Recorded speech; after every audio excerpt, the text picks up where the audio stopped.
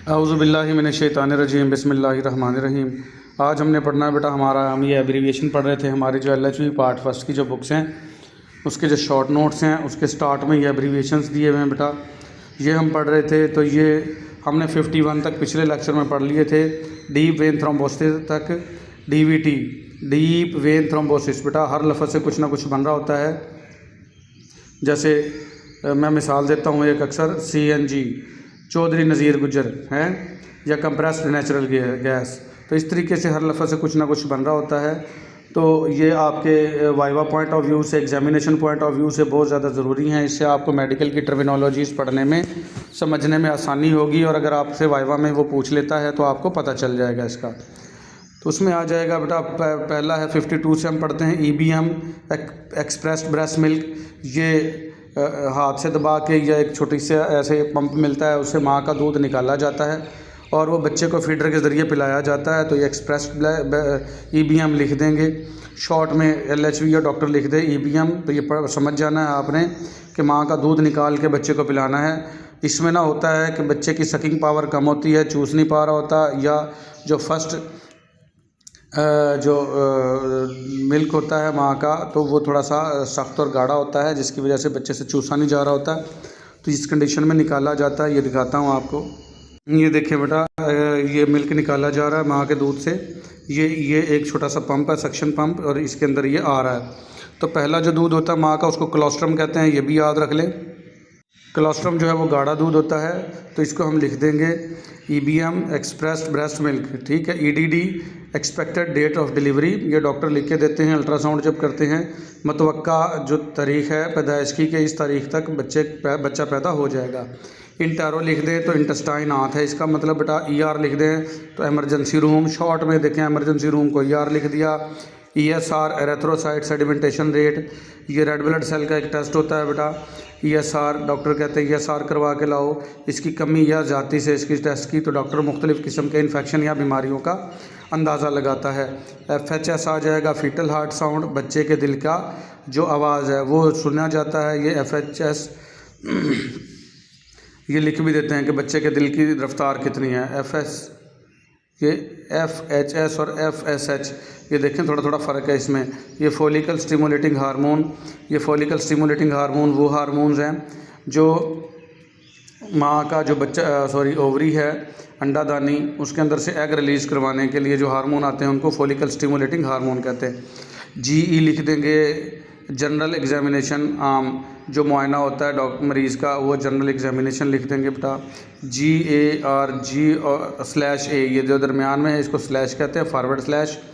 इसको कहेंगे gestational age. Gestational age कहते हैं बच्चे की जो माँ के पेट में दौरानिया गुजरेगा, उसको गेस्टेशनल एज कहेंगे। या जनरल एनेस्थीसिया, जनरल एनेस्थीसिया कहते हैं आम बेहोशी, ठीक है, जो ऑपरेशन के लिए की जाती है। तो ये जो अल्फाज हैं एब्रीविएशन हैं इसके लिए यूज़ होंगे। गैस्टर जो है, गैस्ट्रो या गैस्टर मैदे के लिए, स्टमक के लिए यूज़ होता है। GDM जो है बेटा गेस्टेशनल डायबिटीज़ मेलाइटस, ये बड़ा इंपॉर्टेंट है, इसको सोचना है आपने, जहन में रखना है बेटा।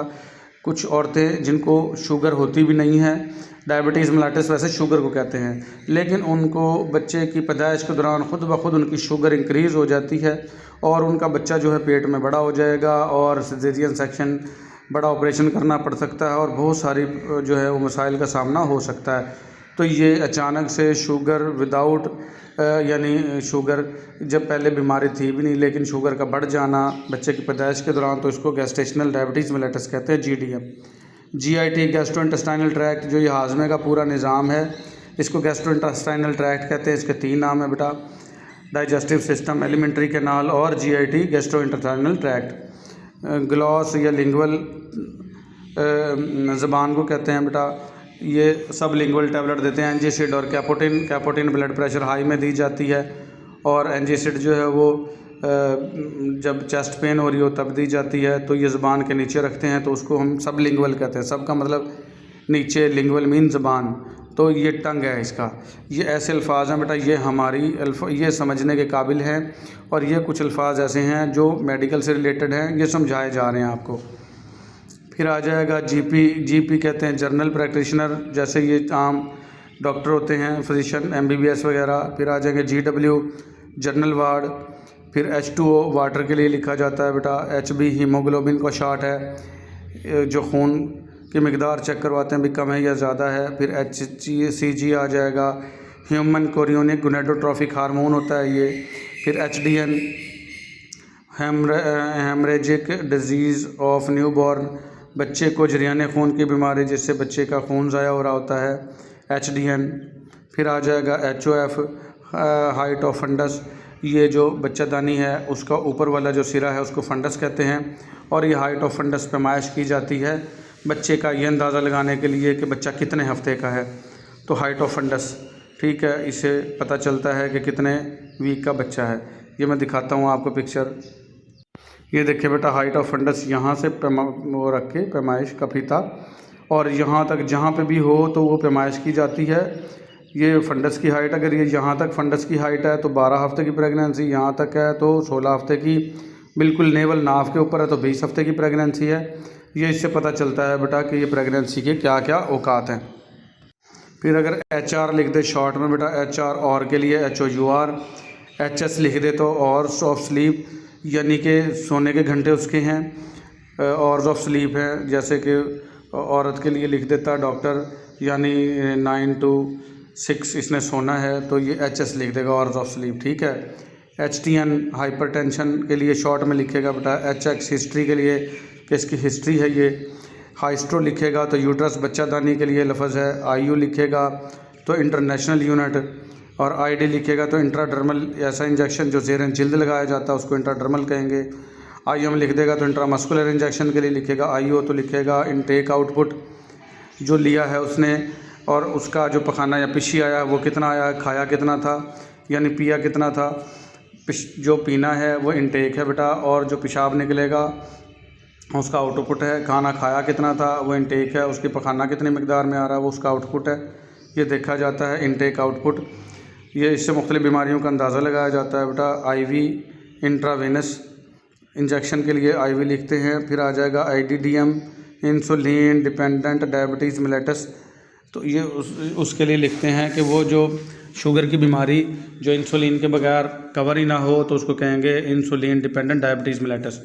ING शॉर्ट में इंजेक्शन के लिए लिखते हैं बेटा। IUCD intra uterine contraceptive device, ऐसी ये डिवाइस होती है माने हमल बेटा, ये हमल नहीं होने देती, ये यूट्रस में बच्चादानी में रख दी जाती है। IUCD जिस जैसे कॉपर्टी होती है जो मेडिकल से रिलेटेड है उनको पता है इसका, IUCD का। IUD भी होती है इंट्रा यूट्राइन डेथ, बच्चे की अगर माँ के पेट में ही मौत हो जाए जिसको स्टिल बर्थ कहते हैं तो ये IUD कहलाएगी। IUGR intra uterine growth retardation, माँ का के बच्चादानी में बच्चे की जो ग्रोथ है, नशोनुमा है, वो रुक जाना। रिटार्डेशन मीन कम हो जाना, तो इसको IUGR लिखेंगे। लेपर एब्डोमिन पेट के लिए लिखेंगे बेटा, लेपर। फिर आ जाएगा LBW, ये LBW वो नहीं है क्रिकेट वाला, लेग बिफोर विकेट वो नहीं है। लो बर्थ वेट, ऐसा बच्चा जो पैदा तो हुआ है लेकिन उसका वज़न कम है, उसके लिए LBW लिखेंगे हम। LFT लीवर फंक्शन टेस्ट, भाई जिगर क्या काम कर रहा है उसका टेस्ट करवाएं, LFT ये लिख देते हैं शॉर्ट में, LFT करवाएं इसका लीवर फंक्शन टेस्ट, ठीक है। LH है ल्यूटिनाइजिंग हार्मोन। LIQ लीकर या लिक्विड के लिए लिखते हैं बेटा। LMP लास्ट मेंस्ट्रुअल पीरियड, ये शॉर्ट लफ्ज़ है LMP बेटा। और ये LOA है लेफ़्ट ऑक्सीपिटो एंटीरियर, ये बच्चे का जो पिछली जो सर की हड्डी है उसको ऑक्सीपिटल बोन कहते हैं। तो ये अगर लेफ़्ट साइड पे हो और अगली जानिब हो यानी लेफ़्ट ऑक्सीपिटो एंटीरियर इसको कहेंगे। LOA ये दिखा देता हूँ आपको, ये बेटा ये ऑक्सीपिटल बोन है, ये जो नज़र आ रही है। अगर ये पैदाइश के रास्ते में लेफ़्ट साइड पे हो तो इसको लेफ़्ट ऑक्सीपिटो पोस्टीरियर बोन कहेंगे। ये LFT, सॉरी बेटा LFT नहीं, LOA कहेंगे। L से बेटा लेफ़्ट, O से ऑक्सीपिटो, ये ग्रीन जो हड्डी नज़र आ रही है ऑक्सीपिटो, और एंटीरियर अगले जानिब होना। तो ये था बेटा। फिर आ जाएगा LR लेबर रूम के लिए आएगा। मीटर जो है वो मदर के लिए, मैटरनल, ठीक है, मीटर मदर के लिए यूज़ होगा। MCH, M से मदर बेटा, एंड C से चाइल्ड, और S से हेल्थ। फिर आ जाएगा मिक्स्ड मिक्सचर को कहेंगे। फिर MMR है, मैटरनल मोर्टेलिटी रेशो, माँ के जो मरने की रेशो है वो कितनी है। फिर आ जाएगा N वाले स्टार्ट हो गए बेटा, NA आ जाएगा नर्सिंग असिस्टेंट, और NAD नो एबनॉर्मलिटी डिटेक्टेड, यानी कोई पेचीदगी जो है वो शनाख्त नहीं हुई, कोई ख़राबी नहीं है। नेटल कहते हैं बेटा बर्थ को, नियो का मतलब न्यू, नेफर का मतलब किडनी नेफ्रॉन से है, और NND जो है नियो नेटल डेथ, बच्चा पैदा होते ही मर गया तो उसको नियो नेटल डेथ कहेंगे। NPO कहेंगे बेटा नथिंग पर ओरल, यानी मुंह के ज़रिए कुछ भी नहीं खिलाना इसको, तो NPO लिख देगा शॉर्ट में डॉक्टर, ठीक है।